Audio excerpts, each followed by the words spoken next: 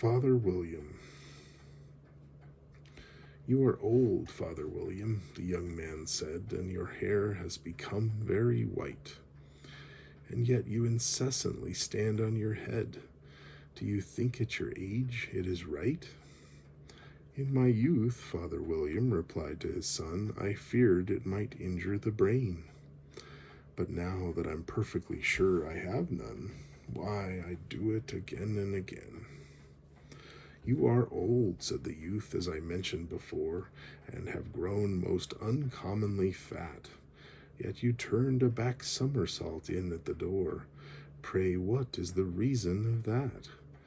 In my youth, said the sage, as he shook his gray locks, I kept all my limbs very supple. By use of this ointment, 1 shilling the box. Allow me to sell you a couple. You are old, said the youth, and your jaws are too weak for anything tougher than suet. Yet you finished the goose with the bones and the beak. Pray, how did you manage to do it? In my youth, said this father, I took to the law and argued each case, my wife, and the muscular strength which it gave to my jaw has lasted the rest of my life. You are old, said the youth. One would hardly suppose that your eye was as steady as ever. Yet you balanced an eel on the end of your nose. What made you so awfully clever? I have answered the 3 questions, and that is enough, said his father. Don't give yourself airs. Do you think I can listen all day to such stuff? Be off, or I'll kick you downstairs.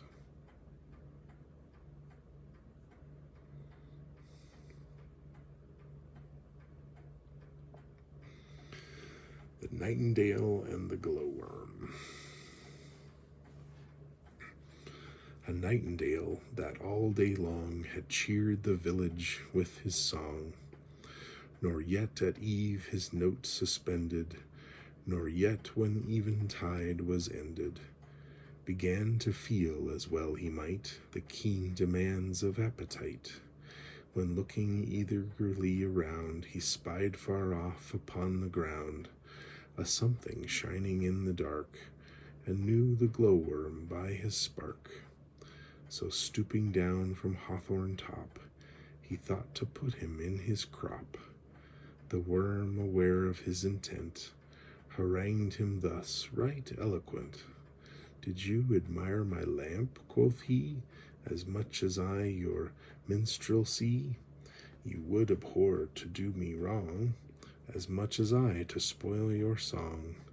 For 'twas the self-same power divine taught you to sing and me to shine, that you with music, I with light, might beautify and cheer the night. The songster heard his short oration, and warbling out his approbation, released him, as my story tells, and found a supper somewhere else.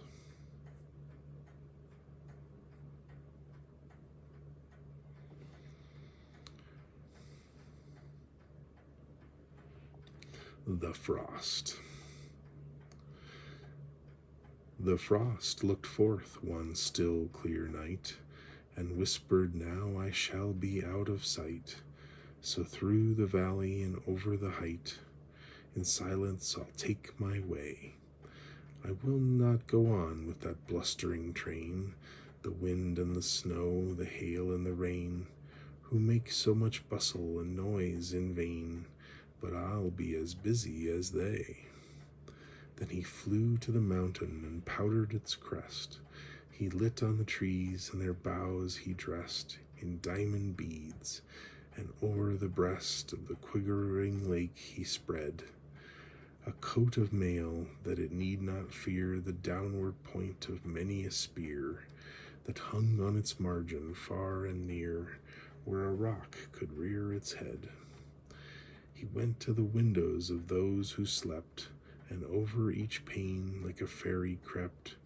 Wherever he breathed, wherever he slept, by the light of the moon were seen most beautiful things. There were flowers and trees, There were bevies of birds and swarms of bees. There were cities with temples and towers, and these all pictured in silver sheen. But he did one thing that was hardly fair. He peeped in the cupboard, and finding there that all had forgotten for him to prepare. Now just to set them a-thinking, I'll bite this basket of fruit, he said. This costly pitcher I'll burst in three, and the glass of water they've left for me, Saltish, to tell them I'm drinking.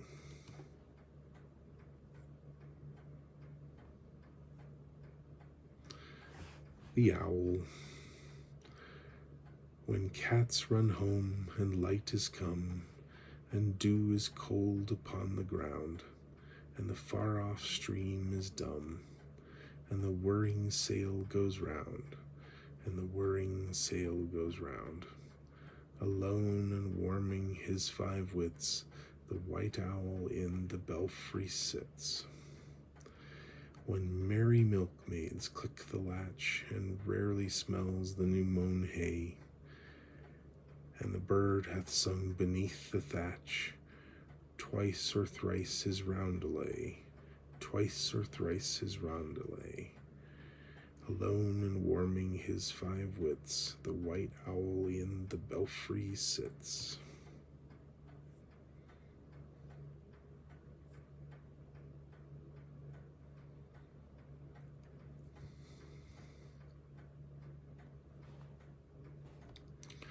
Little Billy. There were 3 sailors of Bristol City who took a boat and went to sea. But first with beef and captain's biscuits and pickled pork they loaded she. There was Gorging Jack and Guzzling Jimmy, and the youngest he was Little Billy. Now when they got so far as the equator, they'd nothing left but one split pea. Says Gorging Jack to Guzzling Jimmy, I am extremely hungry. To Gorging Jack says Guzzling Jimmy, we've nothing left, us must eat we. Says Gorging Jack to Guzzling Jimmy, with one another we shouldn't agree. There's Little Bill, he's young and tender, we're old and tough, so let's eat he. Oh, Billy, we're going to kill and eat you, so undo the buttons of your chemise. When Bill received this information, he used his pocket handkerchief. First let me say my catechism, which my poor mommy taught to me. Make haste, says Guzzling Jimmy, while Jack pulled out his snickersnee. So Billy went up to the main topgallant mast, and down he fell on his bended knee. He'd scarce had come to the 12th commandment, when up he jumps, there's land I see. Jerusalem and Madagascar and North and South America, there's a British flag a-riding at anchor with Admiral Napier, KCB. So when they got aboard of the Admirals, he hanged Fat Jack and flogged Jimmy. But as for Little Bill, he made him the captain of a 73.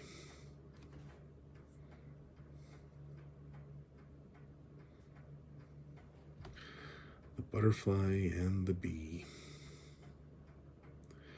Methought I heard a butterfly saying to a laboring bee, Thou hast no colors of the sky on painted wings like me. Poor child of vanity, those dyes and colors bright and rare. With mild reproof the bee replies, All are beneath my care.